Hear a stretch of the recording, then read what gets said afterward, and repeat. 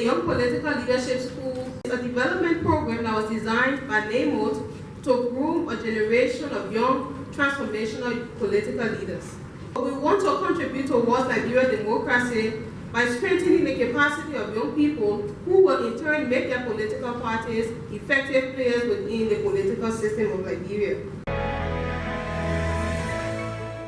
National transformation calls for bold and courageous leadership, both in principles and in practice. What developed nations is leadership. Distinguished ladies and gentlemen, our generation is faced with the task of crafting a national framework of leadership. We are working hard to evolve a new nation. We are anti-pre-war activists. We do believe in a pre-war status philosophy. In this new Liberia, the past cannot be our frame of reference. We are building a new Liberia that has never been before.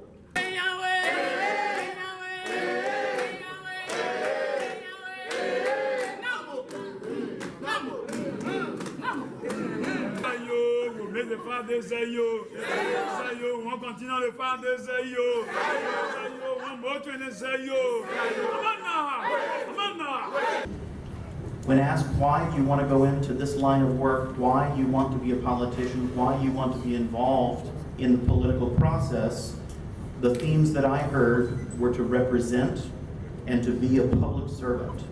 And those are critical components for anybody that is going to serve in a public capacity with integrity, with commitment, and with perseverance. And I applaud NAYMOTE's efforts this week to proactively and productively engage youth political leaders. We're happy to be able to participate in the Young Political Leadership School this week as it comes at a critical time in advance of the 2017 elections. For example, there is often a lot of focus on increasing space for youth in politics or in political parties, but it is equally important that we ensure that there are youth who are ready to step into these positions when the time is ready. And that's what the Young Political Leadership School seeks to do this week. This appeared to be one of your flagship programs. I'd like to acknowledge you to continue this program to another level. The Republic of Liberia is our biggest of patrimony. So all of us have that fundamental responsibility to ensure that it's well protected. Osiwa is very proud to be part of this great initiative. Input into this initiative is one that is well timed, and we see it as one of them, or one of those initiatives that is going to set or prepare us for a very valuable and also a very crucial national process. It provides a promising example of the type of initiatives needed to develop knowledge, skills, and exchange of ideas on elections and electoral management for and by young people. You are important demography in any electoral process.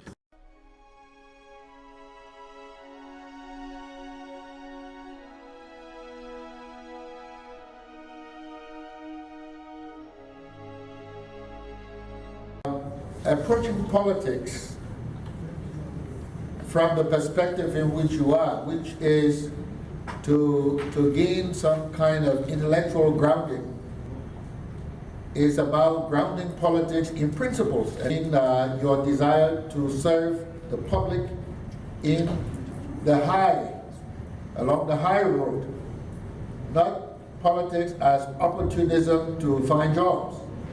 I think that politics, the political dialectics, require a genuine democracy. There is no politics under dictatorship when the political game only aims at the dominance of a group over another. So democracy and politics go together. And politics, for that reason, since it is embedded in democracy, I consider also as a mission more than a job. Intrinsic in our national leadership process, I wish to recommend a solid indigenous future, political parties with authentic visionary leadership. And I want to say that very clearly. The time has come in our nation that the political culture of our country grow up. It's time that people get serious and demonstrate a sense of responsibility and credibility. And I believe it is the responsibility of young people to wake up to that challenge and demand that the political structure of our country take a new trend. The future that we want is for all of us. It's for the next generation. Nobody is going to create it for us. We as young revolutionaries will have a responsibility. A responsibility to build our nation collectively. We must work to eradicate post-electoral violence and reconstruct democracy in our country. So what role can this training play in your different political parties? For educating those first-time voters on what voting is first and foremost. Because many a times people go to vote, they don't know what voting is. Because they know you have to vote, so you just go to vote. How are we encouraging them to understand what democracy is all about? How do we see our political parties as training institutions? How do we not just wait until there is some rally or there's someone coming and then you organize and go into the communities? How do we start building political institutions and not political movement? How do we start thinking about not building political parties around a single individual? To be honest, let us have those discussions. Campaigns are war on technical ground. And going in a war, in a civil marketplace of ideas, I need to go with more power, and NAMO have definitely set the pace for that leadership in the Liberia I desire to see. And as I move out there, electoral violence education is what I'm going to take to my colleagues, that there's a need and we accept the result. Most of our political parties in this country have not been issue-driven. They have been attacked on this thing, personality clash.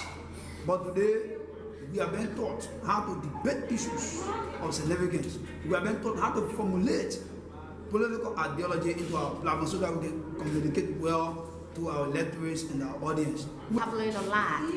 I have been transformed by my mind, by my attitude. I have gotten a new picture for what politics is and what is my role as an upcoming politician or future politician. The first thing in which you take into consideration is our nation, our patriotism, our sovereignty, that which will move Liberia forward. You've obtained knowledge, and we ask that you be an ambassador out there to ensure that you influence everyone you meet, so they too will influence another person to understand that violence has no place in an election. We at the National Elections Commission, we are committed to continuing this strategic partnership with NAYMOTE and other civil society organizations that are geared towards ensuring that our democratic practices are sustained as we move forward. But not just leaving their class and going to the street or to their respective organizations, but you'll remain to be together so that you can reach out to spread the message. But today we see United Party people and see people are sitting together and talking. We see other members of other political parties and civil society organizations are talking. This is good for our country. So we want to encourage you. So I want to say thank you so much. Take the lesson, go out and make impact on other people.